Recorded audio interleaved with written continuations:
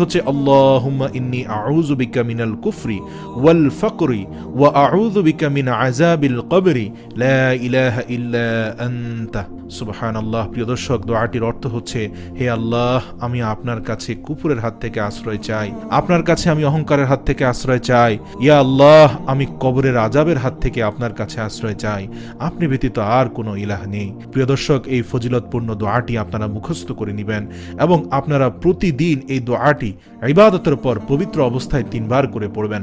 নামাজের পর অথবা জিকিরের পর অথবা কোরআন তেলাওয়াতের পর পড়বেন। ইনশাআল্লাহ দেখবেন কিছুদিনের মধ্যে আপনার অভাব দূর হয়ে গিয়েছে।